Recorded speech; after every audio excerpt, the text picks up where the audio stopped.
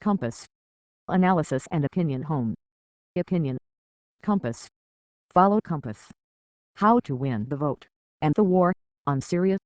Nader mousavizadeh.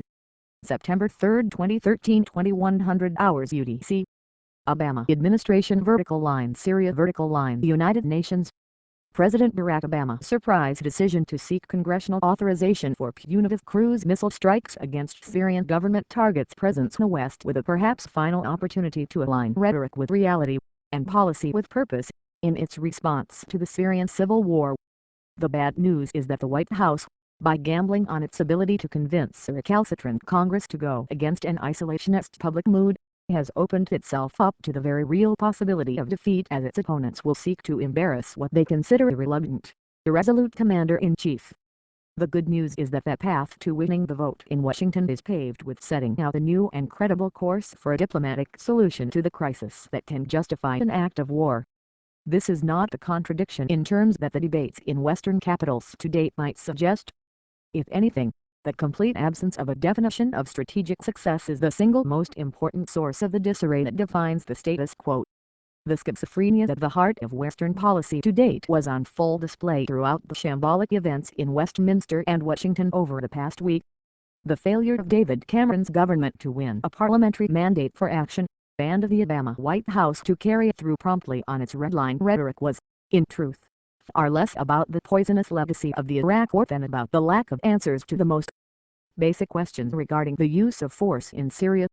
What are the strictly limited cruise missile strikes intended to achieve, besides a vague and inherently intangible attempt to uphold international norms even as they would constitute a clear violation of the UN Charter? What do we expect the strikes to have done to the balance of power in the Civil War once the dust settles?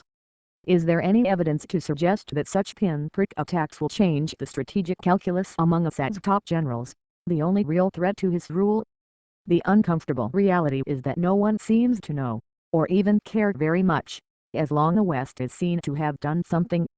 2 years after the beginning of the conflict, and countless lost opportunities to create the genuine global coalition for political transition in Syria later, the unspoken prevailing sentiment among Western security and intelligence officials is that the only outcome worse than Assad prevailing in the civil war is a victory by a rebel coalition increasingly judged to be dominated by extremists and jihadists whose model for a future Syria looks a lot more like Taliban-era Afghanistan than a pluralist democracy.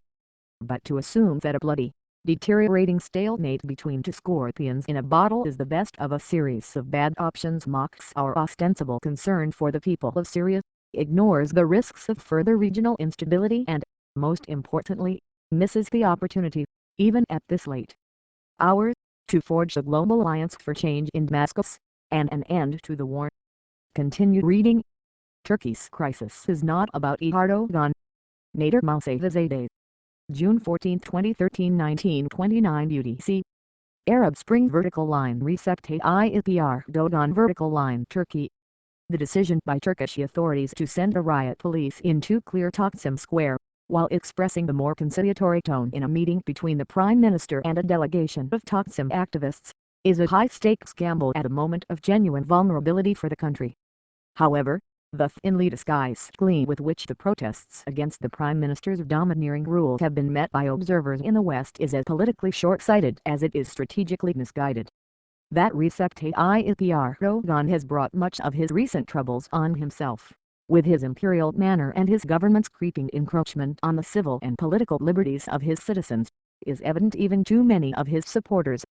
He and his thrice victorious party now have an essential task of dialogue and engagement ahead of them, in order to ensure that what remains a fairly limited protest movement does not escalate further and undermine the momentum enjoyed by the Turkish Republic. For the West, however, two equally important tests have presented themselves. Can it calibrate its concern for domestic political liberties in Turkey with an adequate appreciation of the economic and geopolitical value that the country provides?